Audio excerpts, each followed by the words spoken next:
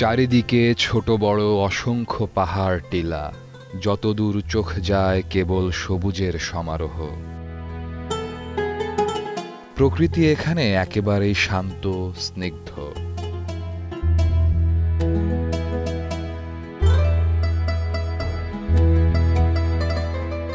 সবুজে মোড়ানো এই জনপদে অর্ধ শতাব্দী আগে গোড়াপত্তন হয় দেশের পিলারবিহীন একমাত্র নান্দনিক মসজিদের, যেখান থেকে নিয়ম করে দিনে 5 বার মুয়াজ্জিনের সুললিত কণ্ঠে উচ্চারিত হয় আল্লাহু আকবার ধ্বনি, মহান আল্লাহর মহিমা, আজান।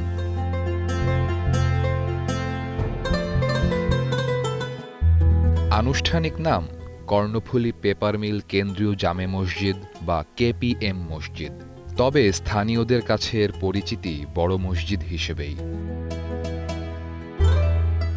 মসজিদটির ভিত্তি স্থাপন হয়েছিল 1967 সালের 8 ডিসেম্বর।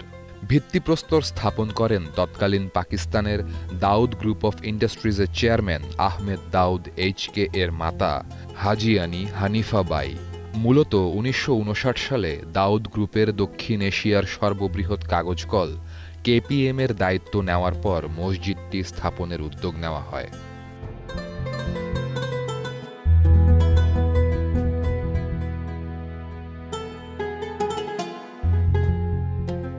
রাঙ্গামাটির কাপ্তাই উপজেলার চন্দ্রঘোনা ইউনিয়নের কেপিএম বারঘনিয়া আবাসিক এলাকায় পাহাড়ের ঢালে নির্মিত হয়েছে মসজিদটি।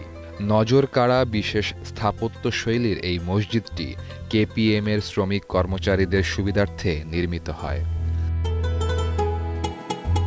শুরু থেকেই এই জনপদে ইসলামের আলো জ্বালিয়ে রেখেছে মসজিদটি। মসজিদটির স্থাপনাশৈলী আজও বিমোহিত করে চলেছে অগণিত মানুষকে। এটি এখন স্থানীয়দের গর্ব আর মর্যাদার প্রতীক হয়ে উঠেছে। মসজিদটির নির্মাণ শৈলীতে রয়েছে মুসলিম ঐতিহ্যের বিভিন্ন নিদর্শন। ৮,৪০০ বর্গফুট আয়তনের এই মসজিদের দৈর্ঘ্য ১২০ ফুট আর প্রস্থ ৭০ ফুট। একসাথে ১৭০০ মুসল্লি নামাজ আদায় করতে পারেন এই মসজিদে।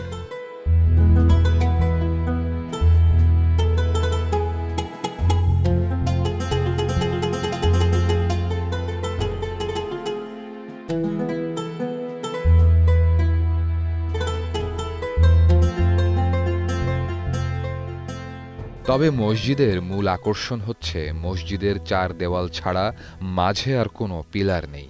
বিশাল এই মসজিদের ছাদ ধরে রেখেছে চারপাশের দেওয়াল।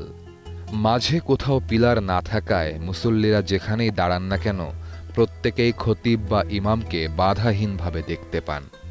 সাধারণত ভবনের ছাদ নির্মাণে সমান ছাদ ব্যবহার করা হয়, কিন্তু এখানে পূর্ব ও পশ্চিমের দেওয়াল থেকে আড়াআড়িভাবে ঢেউটিন আকৃতিতে 9টি বিম দিয়ে ছাদ নির্মাণ করা হয়েছে। ধারণা করা হয় ছাদের চাপ কমাতেই তখনকার প্রকৌশলীরা এই প্রযুক্তি ব্যবহার করেন, ফলে ছাদের জন্য আর বাড়তি স্তম্ভের প্রয়োজন পড়েনি। মসজিদ নির্মাণের প্রত্যক্ষদর্শীদের অনেকেই জানান পাকিস্তানের করাচি থেকে আনা হয়েছিল মসজিদের নির্মাণ সামগ্রী, আর ভারতের প্রকৌশলীরা এর নির্মাণ কাজ করেছেন। এটা দাউদরা বানাইছে আর কি, বোম্বের। এটার নাম হলো সত্তার বন্দুক, ইঞ্জিনিয়ার এরা বানাচ্ছে সব। মানে এরা করাচি থেকে মানে জাহাজ শিপে করে আনছে আর কি। এই পাথরটা তো সব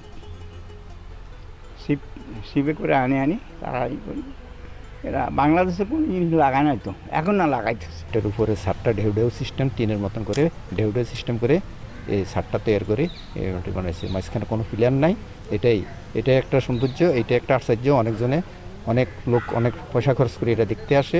বিশেষ করে তাবলিগের লোকগুলো আসলে তারা বেশি এটাকে পছন্দ করে এবং তাদের এলাকায় যাইয়া মানুষজনকে বললে তারা যারা দেখার শখ তারা আসে। ইমাম সাহেব, খতিব সাহেব যিনি মনে করেন আমাদের যে দোয়া কালাম কিছু আমাদেরকে বলেন, সেগুলো আমরা এক কর্নারের থেকে অন্য কর্নার পর্যন্ত খতিব সাহেবের দিকে নজর করলে সব কথাগুলো আমরা শুনতে পাই।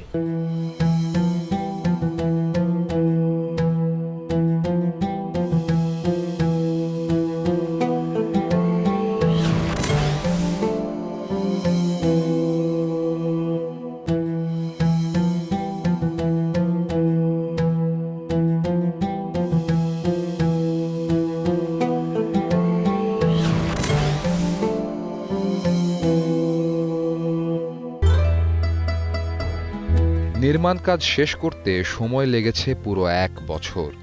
মূল মসজিদে প্রবেশের জন্য রয়েছে 8টি দরজা। কাঠের তৈরি এসব দরজায় এখনও ঝুলছে কাঠের হাতল, মোজাইক করা মেঝে, বিশেষ নকশাকৃত দেওয়াল, একটি গম্বুজ, মিম্বর ও ইমামের জন্য কাঠের চেয়ার রয়েছে ভেতরে। উত্তর দক্ষিণে 7টি করে ও পশ্চিমে রয়েছে 8টি গম্বুজাকৃতির দৃষ্টিনন্দন জানালা। এতে পর্যাপ্ত আলো ও প্রাকৃতিক বাতাস চলাচলের ব্যবস্থা থাকায় ভেতরটা থাকে বেশ শীতল ও আলোময়।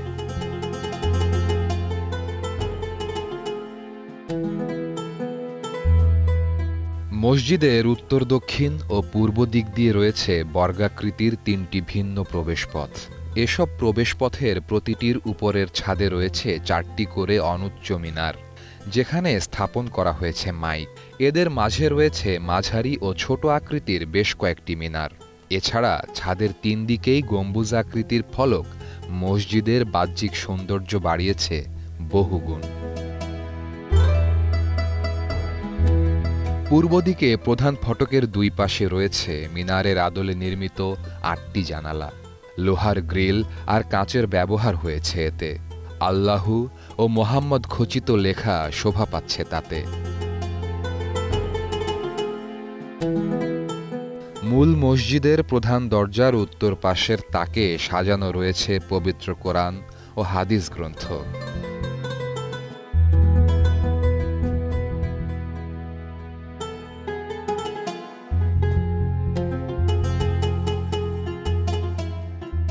মসজিদের বাইরে রয়েছে প্রশস্ত মাঠ। মাঠের প্রান্তে গাছের ছায়ায় মুসল্লিদের বিশ্রামের জন্য রয়েছে বসার জায়গা। পিলারবিহীন এই মসজিদকে দেখতে প্রতিদিনই দেশের বিভিন্ন স্থান থেকে অনেকেই এখানে আসেন।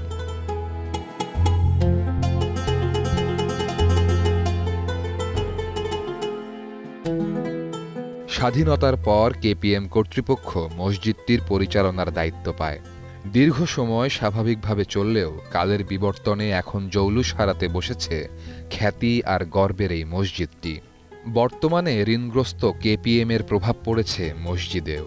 এখন কেপিএম ও স্থানীয়দের দানেই নির্বাহ করা হচ্ছে মসজিদটির ব্যয়ভার।